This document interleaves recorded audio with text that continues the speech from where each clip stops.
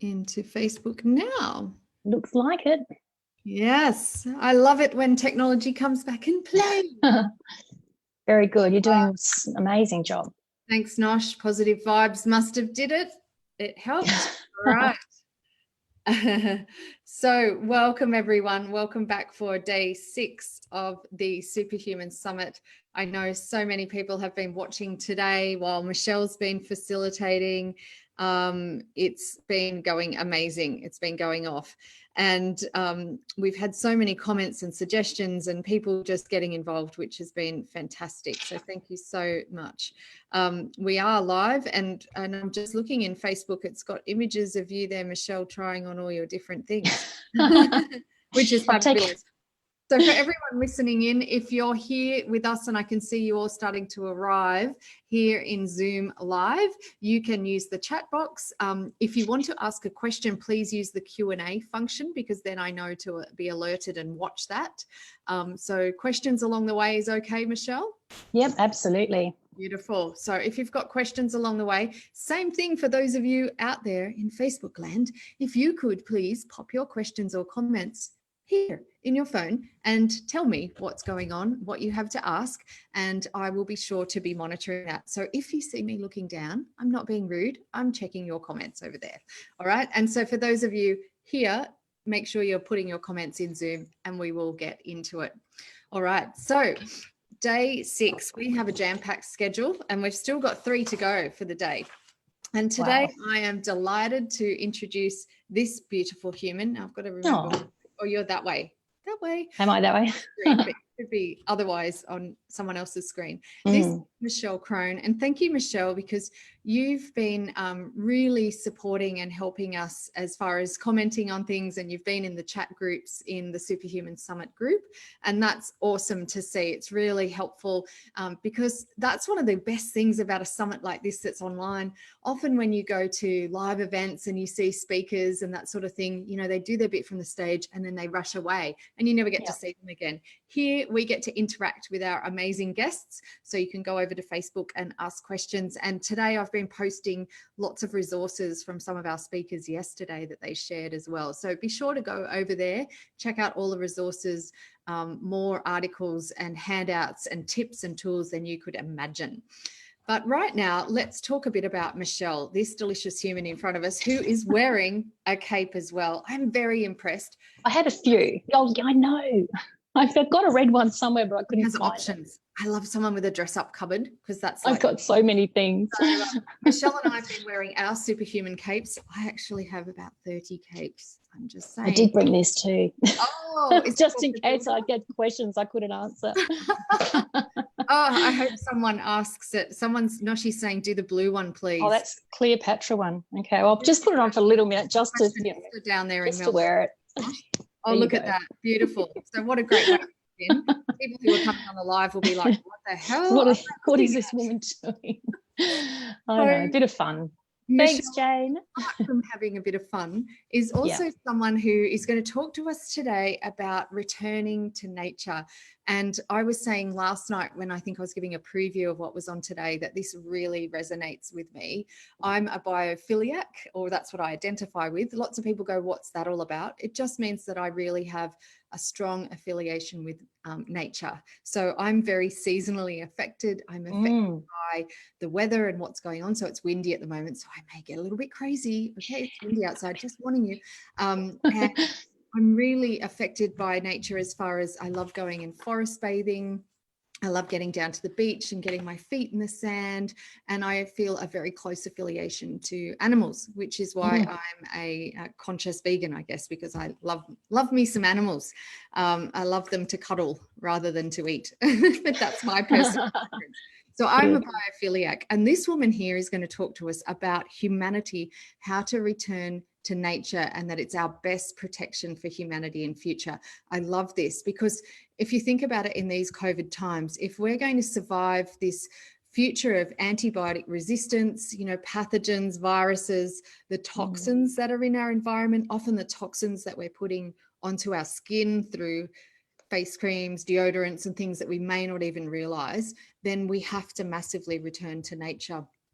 Michelle is going to talk to us about how this is possible and how we can really get some nature back into what we're doing through natural medicine and just the healing, innate healing, I guess, ability of our bodies, because our bodies are a self-healing mechanism. I've heard of self-cleaning ovens before, but this body is a self-healing mechanism.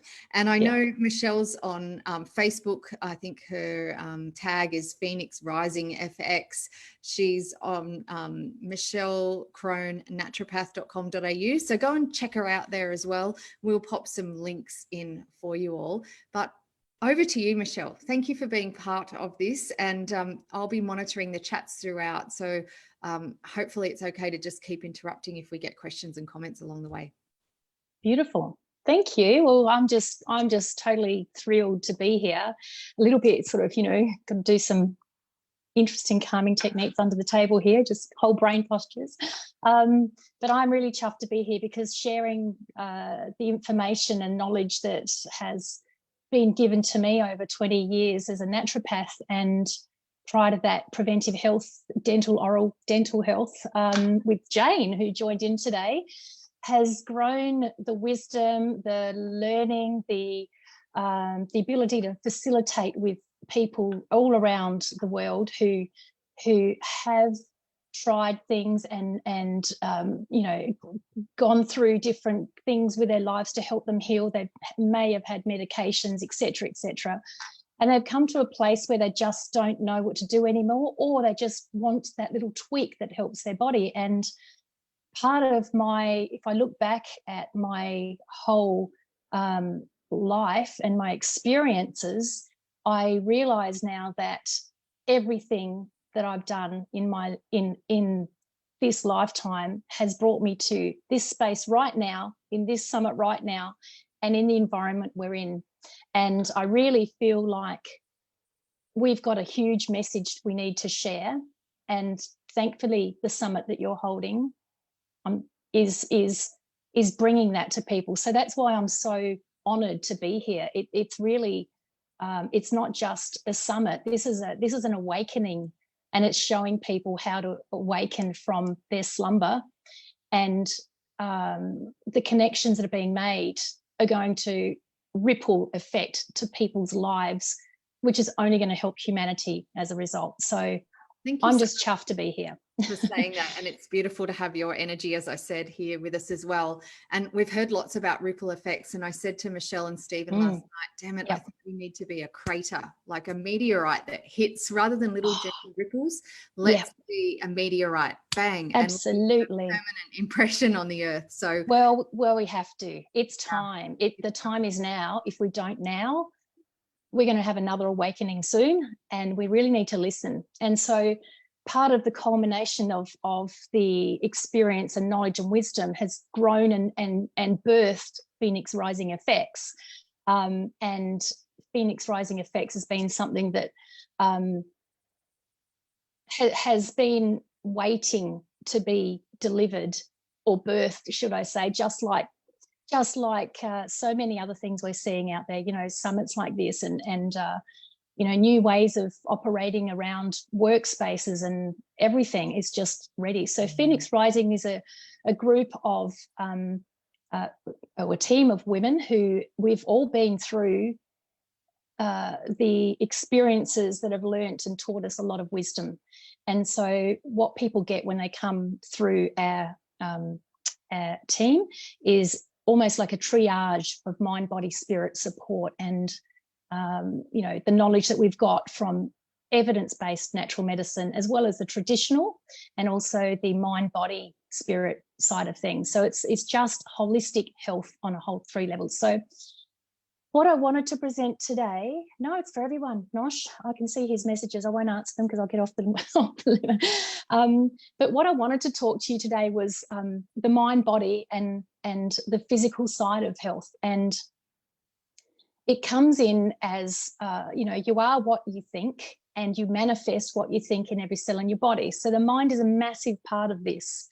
We in the team facilitate Psych K, and I know a lot of people out there love Bruce Lipton. who is a strong advocate of Psych K, and it's an honour to be part of a Psych K team around the world, where we have instructors that are teaching facilitators how to help people change the belief patterns in their mind that have set them up from a traumatic experience or just life experiences that they haven't been able to get through. And so when we're talking about our belief patterns and we're talking about our subconscious mind and our conscious mind, we're talking about how people have potentially had trauma in their life, and trauma induces learned helplessness. So if we don't have the skills to bring ourselves back into a state of balance, then that helplessness keeps carrying on and carrying on and carrying on until such time that our physical body, through to the DNA and the mitochondria in our cells, which is the energy in our cells, the energy furnace, gets slapped around, and then we have a chronic health disorder or disease or dis-ease or disharmony in the body. So the mind is a huge part of this, and the meditation we did this morning was amazing. Meditation and mindfulness is amazing. And yeah, setting your default mode, going back to where you can just strip away all those self-limiting beliefs with something like Psych K is so fulfilling to be a facilitator in. And often I don't see people back after 2 or 3 sessions because they've just cleared stuff, and it's just beautiful. So the next level in is the body. So obviously, as a naturopathic professional, it's really important that we look at all the levels of health, and the gut microbiome, or we'll just talk about the microbiome. Everyone hears microbiome these days. You know, the gut is the center of all disease. You know, Dr. Hahnemann and Hippocrates and all of those amazing we'll call them four humans of medicine, forefathers of medicine.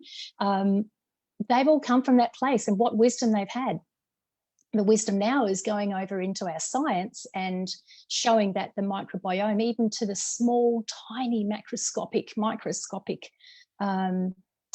protozoa or pathogens or parasites or bacteria that we can now measure at a DNA level, but also at a microbiome level in the gut, in your stool. People love me talking about poop. How's your poop been? What does yours look like? And I get out the little chart. I should have had that here. Actually, it's hiding behind something. And I say, what's your poop like? Because I love the poop chart. Isn't it firm banana? It is. I get told. Oh, I've heard that one. I love when I go to expos and things like that. Yeah, I'm not looking at these questions right now. Right. He was just saying that we talked about farts earlier and which did we? They were smelly and bacteria. Yeah, absolutely. We all love the poop chart. And people on Facebook are commenting how much they love your capes. Oh, cool. Cape. And a few people have said they do want to see the rest of them. So maybe by the end of it, we might. Okay, all right. Okay. Well, what I will do is I'll just pull out just a quick segue here, or a bookmark. What I was going to do earlier was have a magician's cape, which I had set up, but I can't find it. My son plays dress ups and it's been homeschooling, so we've got stuff everywhere. But what I tend to do in when we're doing consultations is if someone comes in and they say, look, I've got this, I've been sick for 20 years, or I've never been well since, or just give me something to fix. What are you going to do to fix me? And I go, hang on a minute. And I go, oh, I've just pulled something out of the magic hat. Let's see if this works, because it's not just about a magic pill or a potion or something. It's actually looking at the whole layer, every layer. So when we are in a clinical setting with people, we're trying to take their coat off layer by layer, like an onion, and peeling back the layers. So we're into the microbiome of the gut. And just in terms of the expos, I used to make stool cakes, Bristol stool chart cakes with gluten-free, dairy-free. I'll post it in here later. It's actually really cool. And just people would come up and go, is that what I think it is? And I'd say, yeah, but you can eat it. And they're like, ooh. But they're made from coconut, all sorts of yummy stuff, paleo. So the microbiome of the gut is so significant because the bacteria and the environment that you have in the gut is almost like a garden. If your garden isn't healthy, the trees and the canopy aren't going to grow properly, and they may the body's got an amazing ability to heal itself, as you said earlier, AJ, and if it isn't given the right fuel, those foods or those poisons that we're putting on our skin, you know, cosmetics that are full of all sorts of colors and heavy metals and all sorts of things, they have to be cleared out. And so if they can't be used by the body, it's like poison to the body, which sets up an immunological response, which then means the body has to work harder to clean it out, which then means that it's going to manifest if it can't clean out. And we'll get into the next layer of that in a second, because it goes down to the DNA. And yes, we can change our mindset and take the stress off our subconscious and conscious belief patterns, or the subconscious mind and the beliefs we've had. But unless we fix the fuel that feeds that system, we're in big trouble. So the microbiome in the gut that you feed, you drink from, like I take my Juju Juice around with me everywhere, especially through these times. It's been a massive support for my own immune system and adrenal health, energy health. So unless we address the garden environment, and that manifests out to nature as well, less pollution, less toxins, we're not going to set up such an immunological response. We've got to clear that away, that food cake away.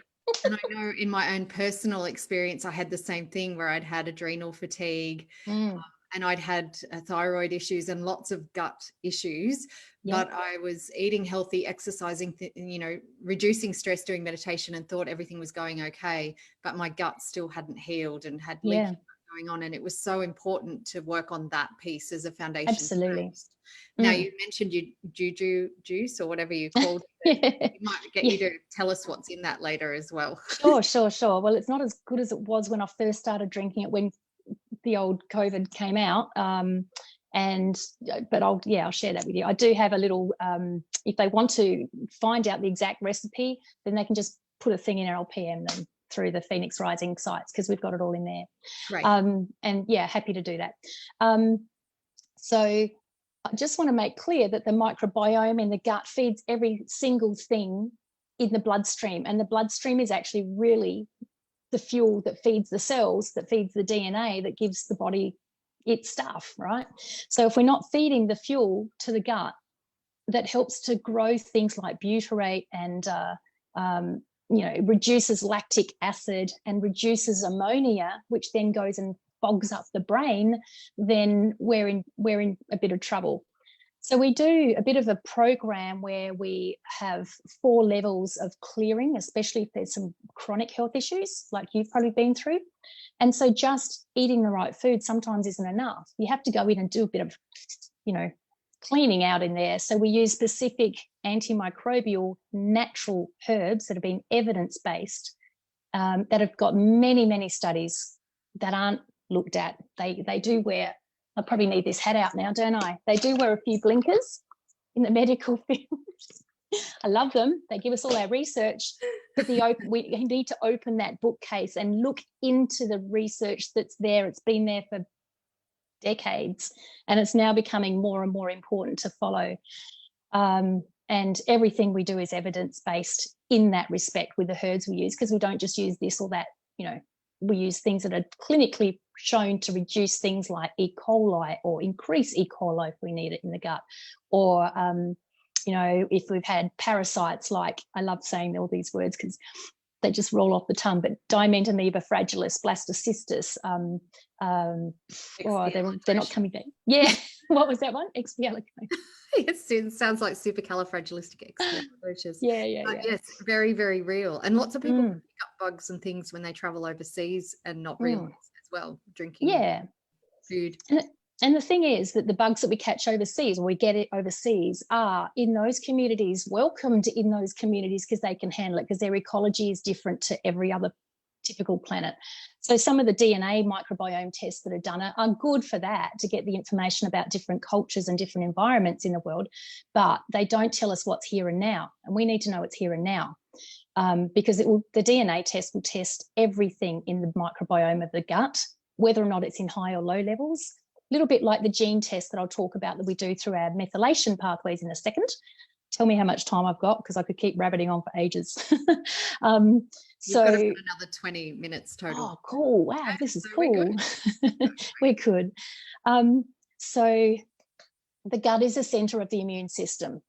If we don't look after the gut, how do we expect the targeted immune response to be balanced? And then when we look at the genetics of our immune system, people have what we call polymorphisms, which are many changes in the way the genes are expressed. So that means like morphism is damage, yeah? So many morphisms. So people have polymorphisms in the genetics of their immune system, of their liver, of their inflammatory pathways, of their ability to have a healthy, unleaky gut. One of my favourite genes to look at when we're looking at people's health is the FUT2 gene, FUT2. And that's been shown to have a marked decrease in B12 absorption.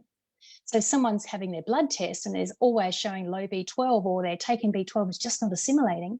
They may have a genetic polymorphism on their FUT2 gene and or their B12 absorption gene and all these things. And so it is really exciting. Asking a question about that while we're on the gut and leaky gut and all of that. Mm-hmm. It's Nosh. Hello, Nosh. And he's gone over to Facebook as well, I can see. Sneaky's just making sure he gets answered. And his question was prebiotics, probiotics. Can you tell us what can we buy from the supermarket, or should we make our own? Ooh, good question. So, Nosh, everyone's individual, right? Some people have an overgrowth of lactic acid bacteria, or lactic acid fermenting bacteria. Some people have an overgrowth of formic acid bacteria. And it depends on the presenting complaint. If someone's generally well and healthy, prebiotics are great to make yourself. But if someone comes in with chronic health complaints, or they've been tired or run down, or they've got a foggy brain and they've had a history of this, that, and the other, heart disease, diabetes, etc., it's not dangerous, but it's almost difficult to give someone things like kombucha or kefir. I just can't do it. I just can't prescribe that stuff to people to go out and make unless we weed the garden bed. You don't just plant a tree in on the soil. You have to weed the garden bed and take the nasties out. Set it up ready to go with your beautiful foundational prebiotics. Usually fructose-free I use as well, because fructose is the one that feeds the leaky gut, well, feeds the bacteria that causes the leaky gut. And it's really important to make sure that we've got that garden bed ready to plant the probiotic or the trees and the plants into. Yeah, I don't often prescribe probiotics anymore, especially at the first stages, unless there's a lot of issues, because we want to make sure we've got everything right for a long-term effect. It takes 18 months to restore gut microbiome, and sometimes longer for the whole microbiome to change, just like it's going to take a little while for the planet to heal, to give it back its space. And we probably need to do a bit of downtiming regularly. Totally agree. And I know I do 2 days of fasting a month now to help support cleansing that out. And it took mine a good 12 to 18 months to really heal. We've got a question here from Shanti as well, and I thought we may as well keep doing them along the way, if that's all right. Not? Yeah. And she's also commented that the way you narrate is inspiring and delightful, which is lovely. Oh, thank you. Bless you, Michelle. But she's also said she's a vegetarian and aware of how her moods are affected by what she eats, and also consumes kombucha regularly. Interesting. So before she was consuming kombucha, was she feeling the same, or has that come up since she's been taking the kombucha? There's a few things. Shanti, answer that question. Were you experiencing the mood shifts before? No. Okay. Yep. So again, there could be some neurotransmitters like or hormones that have genetic polymorphisms that could potentially be driven by some of the plant-based foods that you're eating and feeding some of the bacteria that potentially might change the microbiome in the blood. So it's important to look at what you're eating. Even vegetarian eating can be out of balance.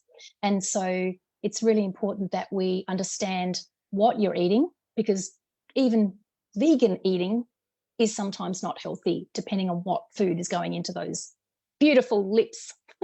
Yeah, you can certainly make some delicious vegan bliss balls and over. Ooh, yummy. That's the only thing with the summit, we can't share those things like now. Some of the plant-based diets are richer in starch-based foods and the carbohydrates that can also feed small intestinal bacterial overgrowth in the gut, and that can manifest as mood swings and things like that. And you may have some difficulties in uptaking things like B6, B12, folate, iron, zinc, those sorts of things if you've got a leaky gut predisposition. So that would probably be my best answer at this point. You're welcome to PM and we can have a chat with you outside of here. And we'll do one more question and then we might hold on to them while you give a little bit more content. But this one's from the Facebook group and it came from Becky, who is one of our speakers this morning. Hi, Becky. Oh, beautiful. And Becky asks, what's the thing you would most recommend for ADHD brain? Oh. What's the most one thing or what's the most many things? It's just a thing, but I would honestly, I would be looking at the genetic polymorphisms through a very simple cheek swab that can then show us the ability of that body, that person, to remove or to help give cofactors that help to support any I'll say just mutated genes, it's not a nice or variant genes that then drive that problem. And we're seeing more and more of this. I've actually just been with Phoenix Rising, we've been helping a couple of young mothers with children of this, and with and then more and more toxins we're getting into our bodies, and the more and more unprepared we are at a preconception time to clear our bodies out, rather than just go, oh, wham, bam, thank you, man, we can have a baby now. And I'm sorry if that's not meant to be offensive, but, we're not thinking about our preconception health. We're just having, and this is generations, we're the outset of the genetic, of the changes that we've given our microbiome over many ancestral decades. So one thing that I would do is definitely treat the gut in this area, definitely, and look at some of the cofactors that support detoxification through the liver pathways, and also see what's actually contaminating that person's ability to have a clear and balanced way to address their problems. Jane here in Zoom also asked, what would you suggest we start with for the gut from right now? Yeah, absolutely. If that's okay, before we move on. Absolutely. Go to your cupboard, go to your fridge, and look in your supermarket trolley and take anything out that man has processed and put into a packet. Number one. Number two, you would want to fill your fridge with fresh, healthy, multitude of coloured foods that have every single colour in the rainbow, that provide phytochemicals or phytonutrients that feed the cells at the DNA level. Everything you put into your body, and then go to your cosmetics cupboard and look at that, strip that junk away, and make sure that you're drinking healthy, pure, healthy, hydrogen-rich water. Part of my bottle of water here, and part of about an 18, or maybe not that much, about a 12 kilogram weight loss for me over the last, what are we now? April, February 2000 last year, I started drinking hydrogen-rich water as a distributor of these amazing things, and the hydration, the extra antioxidant ability, the ability to grab onto damaging free radicals and drag them out of the body better, and change the alkalinity in my bloodstream, so that my body is getting healthy pH-rich blood and not less than healthy, moving towards an acidic pH in my blood, where all disease forms, was really important. And it is important for everyone. So your food that you're eating, the drink that you're drinking, yeah, that's pretty much it. Cut the gluten, cut the dairy, and look at your foods as whole foods that feed the blood, rather than just, oh, yum, yum, yum, yum, let's get this stuff in. Eat as close to nature as possible. Where Absolutely. do we get our hydrogen-rich water from? Someone's saying cheese. She wants more cheese. Ooh, well, you know, some people are okay with cheese, some people aren't, and depends how it's made as well. You know, have a look at all the ingredients in the back of the cheese packet, and if it is, you know, if there's more numbers, and Google every single ingredient on the back of that list, and grab the little book called The Chemical Maze. I've got it on my shelf. I won't get up because I'll strangle myself with my cape. And Google the numbers that you see in the foods, and really be aware of what you're eating. It's really quite, you know, it's easy to do these days. We've got the Chemical Maze on our, we can do an app and find that. You know, when I was all into palm oil free, which I still am, beautiful orangutans and all those gorgeous jungles, there was an app that was being made, or had been made. You could go and scan the barcode in and see if you had palm oil in the stuff you were grabbing. Yeah. So shall we move along? Yes, please. Yeah. Okay, so we've talked about the gut and the immune system, and the immune system is a massive part of what is being disadvantaged at the moment. And we do have parameters to check in our immune system through blood tests, so white blood cell tests, and we can look to see if we have a good, strong immune system. So when we're looking at the whole person, we're getting blood tests in, and we're actually looking at all the different white blood cells to see where they're at. So they all come and do a different job, but some of them have a hard time because they've got to, you know, swim through, like I liken it to a tunnel, a big long tunnel you drive through. You can see, the immune system can see the light at the end of the tunnel, or the pathogen or whatever it's trying to get to, biological toxin, and it's got to get to the end of that tunnel. But if your body is toxed up and it's got too much junk coming in the way of chemicals and all the stuff we know is toxic to our cells, then it's going to have to fight harder to get through, and it may not see what it needs to see very clearly. And some of these viruses and cell wall deficient organisms that are manifesting in us because we don't have the ability to see them, our immune system doesn't see them very well, and they're very clever. They change as soon as the immune system sees them, and they actually also down-regulate some of the lymphocytes, or the natural killer cells that actually are the ones that we need out there fighting away. I need a sword to show that. So we need to get that tunnel clear. One of the ways that we have the ability in natural medicine now is to do a cheek swab and to have a look at your DNA of the super genes that support the way that body works. And it's very simple now. There's an amazing opportunity, first of its kind in the world, where we can match the personalized medicines or cofactors that we need to someone's cheek swab. And it goes nowhere into any big bank. It just stays with this one company. It's not owned by Mr. or Mr. Big pharmaceutical company. It's owned by a very ethical and humanitarian company that's been building this for 30 years. And I was lucky enough through Phoenix Rising to be exposed to it recently. And it's been a bit of a secret because we haven't been able to say much about it. It's just about to be launched in Australia. And I'm just sort of, oh, this is all just so exciting. As a naturopath who does all these layers of health, looks at all the layers. So that is available to people, and they're welcome to find out a little bit more if they want. They can just PM myself or through Phoenix Rising. And what we've got here is the ability, I think I did a little a comment in one of your pages or one of your posts recently where we now don't just have the amazing thought-filled leaders, the amazing mindset support, the amazing food and nutritional medicines that we've got access to through herbs and nutrients and all of these amazing things.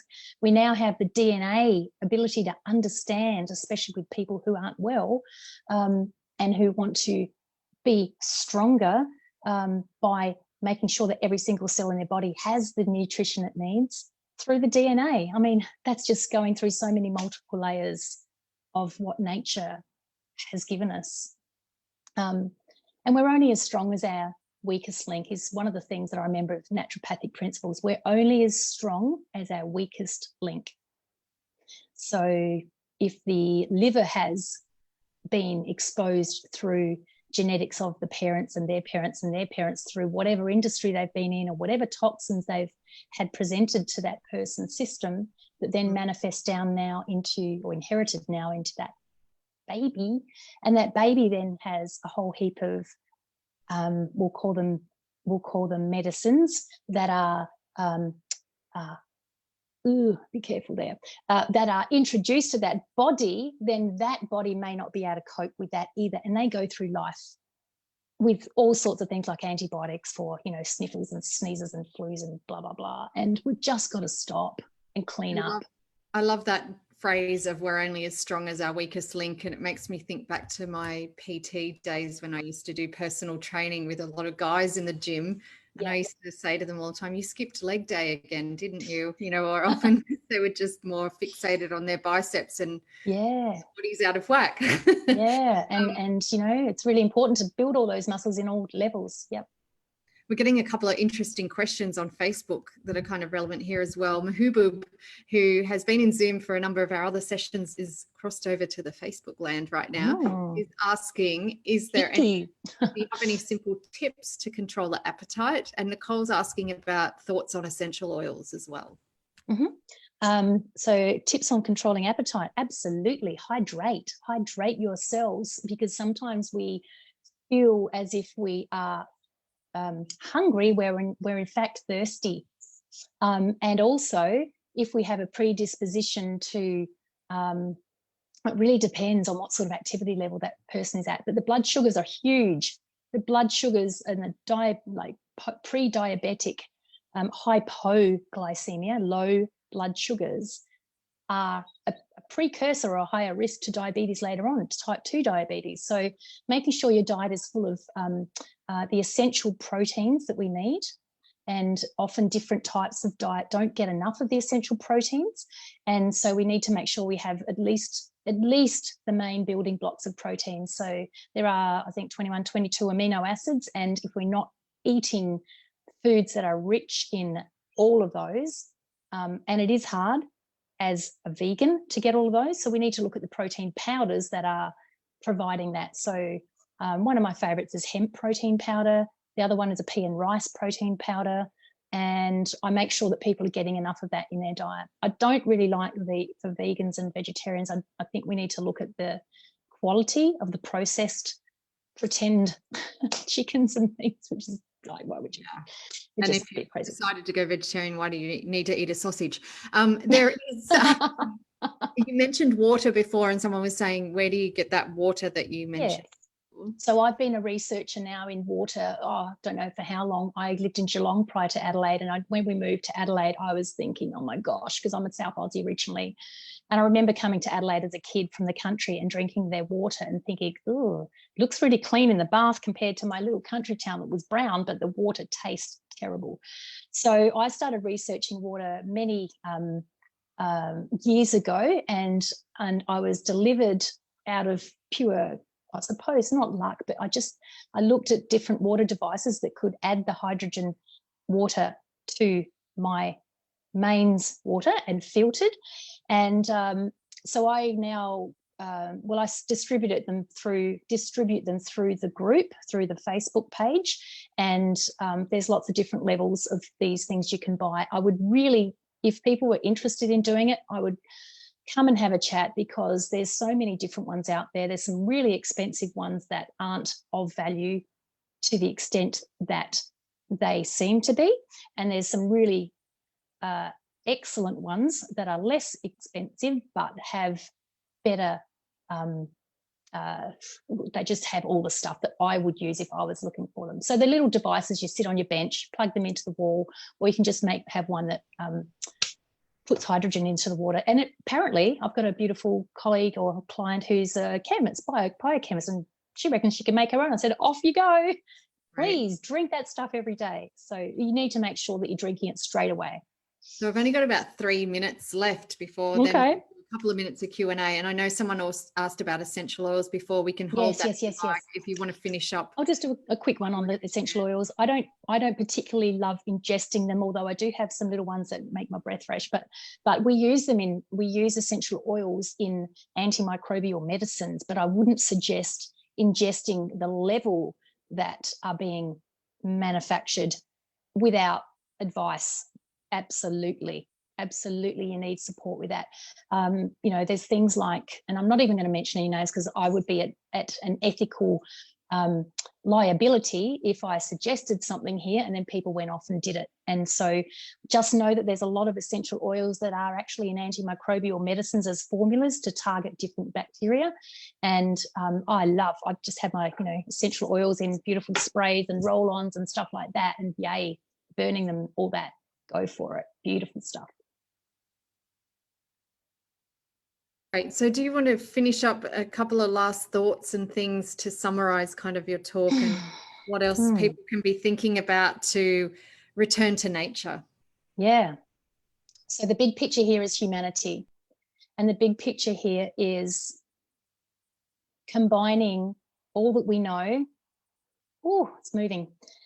All that we know and all that we have access to from nature that we don't overuse, and combining everything in to help humanity become balanced again. And so part of our role on this planet, and part of this role I have with Phoenix Rising and the beautiful women behind that are, supporting all of the people and holding their hands out there, is that we are human beings on a planet that we've manipulated too much, and we've abused too much, and we need to come back to balance and just allow the environment and to be restored, and that includes the environment that we have in us. And when I do Psych K and I facilitate with others, and I'm actually able to do some chatting to viruses that are around the place on a super conscious level, messages I was getting, this is going to sort the pigeons out from the bathwater or whatever that saying is, was that we need to slow down and we need to clean up. Slow down, clean up. I'm here for a reason, and just be. So slow down, clean up. That's my big message on so many different levels. We couldn't agree more. People are saying yes, yes, yes. The likes on Facebook are happening because people are agreeing. Slow down, clean up. Yeah. Finish on a better note. I know there was a couple of questions about hemp protein and things like that. Perhaps you could hop into the Facebook group. Yeah, I will. Yeah. Here for 5 minutes and just answer any questions that might come up at the bottom of the live stream. People are saying yes, amen, namaste. So lovely. If you haven't been over there already and you are in Facebook, please go to the Superhuman Summit. Check out this amazing woman, Michelle Crone. Thank you for your delicious sharing. It's been amazing. She'll pop over into the group and answer any questions on the end of this live stream. Thank you to everyone who's participated and played along. Thanks, Jane and Susan and Nosh and everyone who's made comments in here today. Please join me in about 5 minutes or so, 5-10 minutes, for our next speaker, Paul Smith, who's going to talk about breaking the cycle to become superhuman. Whoa. Thank you so much. Beautiful. I just love your summit's amazing. Thank you. It's been a joy having you here. Slow down, clean up. That's it. Love it. Bye. It's fine. Wow.